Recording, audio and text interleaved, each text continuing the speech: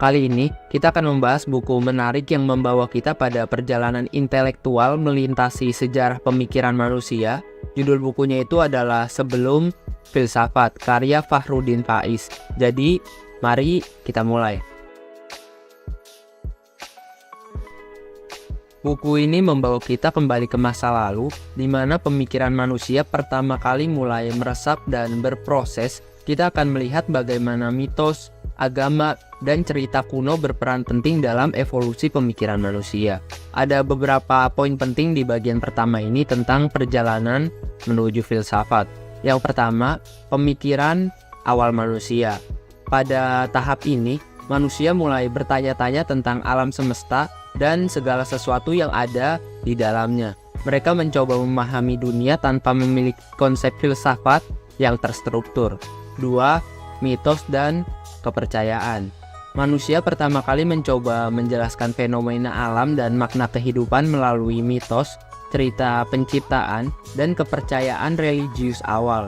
Ini adalah cara manusia primitif untuk memahami dunia di sekitarnya.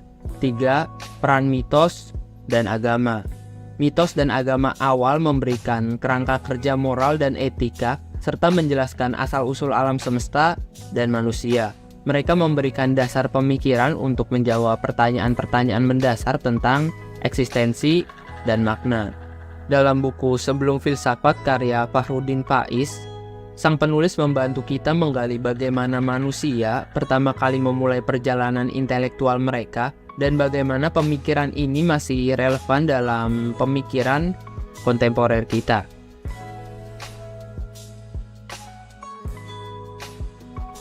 Sebelum Filsafat menggali bagaimana manusia pertama kali mencoba menjelaskan fenomena alam dan makna kehidupan.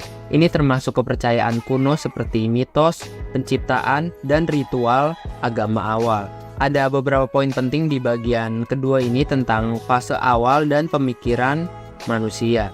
Yang pertama, pemikiran primitif.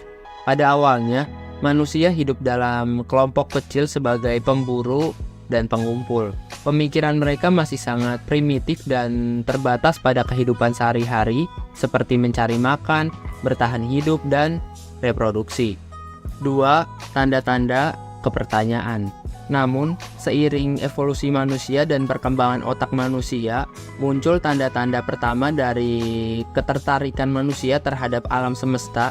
Mereka mulai bertanya-tanya tentang fenomena yang tidak dapat mereka pahami. 3. Mitos dan cerita penciptaan.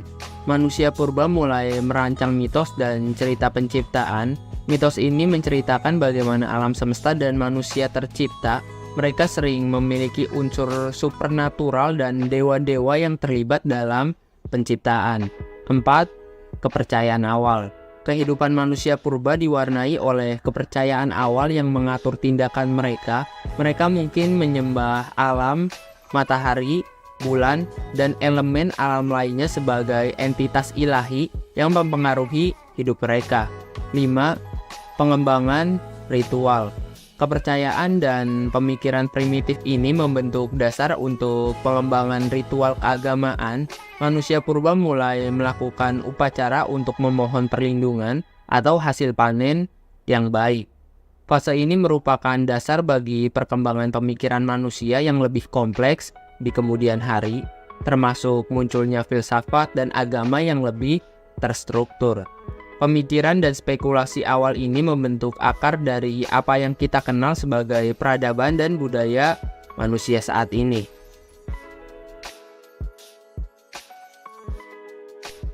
Ketika peradaban berkembang, pemikiran manusia juga berkembang. Kita akan memahami bagaimana konsep filsafat yang lebih formal mulai membentuk dan menjadi bagian dari peradaban awal seperti Mesir kuno dan Yunani.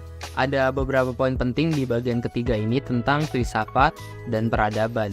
Yang pertama, pemikiran abstrak. Filsafat melibatkan pemikiran abstrak dan kritis tentang pertanyaan mendasar tentang kehidupan, alam semesta, moralitas, pengetahuan, dan banyak aspek lainnya.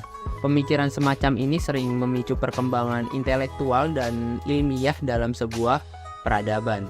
2. Pembentukan nilai dan prinsip. Filsafat sering membantu membentuk nilai dan prinsip etika yang menjadi dasar bagi hukum, moral, dan norma sosial dalam masyarakat. Ini memainkan peran penting dalam membentuk struktur sosial dan peradaban. 3. Konsep pemerintah dan kepemimpinan. Pemikiran filsafat juga telah mempengaruhi pemahaman tentang pemerintahan dan kepemimpinan dalam peradaban.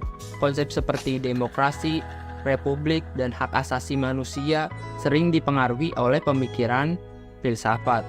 Sebagai contoh, pemikiran filosofis dari para pemikir Yunani kuno seperti Plato dan Aristoteles berpengaruh besar dalam membentuk peradaban Yunani dan juga memberikan dasar untuk perkembangan pemikiran di Eropa selama abad pertengahan. Dalam banyak peradaban lain seperti Tiongkok dan India, filsafat telah menjadi inti dari pemahaman budaya dan nilai-nilai. Dengan demikian, filsafat dan peradaban memiliki hubungan timbal balik yang kuat, dengan filsafat yang membentuk peradaban dan peradaban yang memberikan tantangan dan konteks bagi pemikiran filosofis.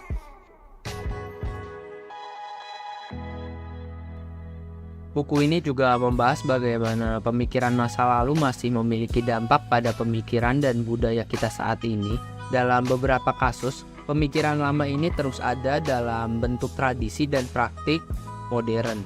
Ada beberapa poin penting di bagian keempat ini tentang pengaruhnya pada masa kini. Yang pertama, etika dan moralitas. Filsafat etika memberikan kerangka kerja bagi pemahaman kita tentang apa yang benar dan salah. Ini membantu dalam mengatasi dilema etika di dalam bidang medis, bisnis, dan bidang lainnya. Etika juga memainkan peran dalam perkembangan etika lingkungan dan hak asasi manusia. 2. Pemikiran politik. Filsafat politik membantu membentuk pandangan kita tentang pemerintahan, hak asasi manusia, dan tatanan sosial. Konsep-konsep seperti demokrasi, keadilan, dan kebebasan individu tetap relevan dalam perdebatan politik saat ini. 3. Filsafat ilmu pengetahuan. Pemikiran filsafat ilmu pengetahuan membantu kita memahami sifat ilmiah, metode ilmiah, dan etika penelitian. Hal ini terkait erat dengan perkembangan ilmu pengetahuan yang modern. 4. Filsafat agama. Dalam konteks global, filsafat agama membantu merumuskan pemahaman yang lebih dalam tentang beragam agama dan keyakinan keagamaan. Ini adalah landasan untuk dialog antar agama dan toleransi. 5. Filsafat identitas. Filsafat membantu dalam memahami konsep identitas individu dan kolektif, termasuk identitas gender, etnis, dan budaya. Ini penting dalam memerangi diskriminasi dan mengadvokasi hak-hak minoritas. Jadi, meskipun tidak selalu disadari, filsafat tetap ada dalam banyak aspek kehidupan kita dan mempengaruhi bagaimana kita memandang dan merespon dunia di sekitar kita. Filsafat memberikan alat berharga untuk pemikiran kritis, etika, dan pemahaman yang lebih dalam tentang berbagai aspek dalam kehidupan. Sebelum Filsafat adalah buku yang memperluas pemahaman kita tentang akar pemikiran manusia.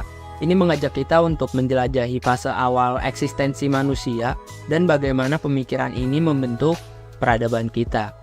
Jika Anda tertarik dengan sejarah pemikiran manusia, buku ini mungkin sangat menarik untuk Anda baca.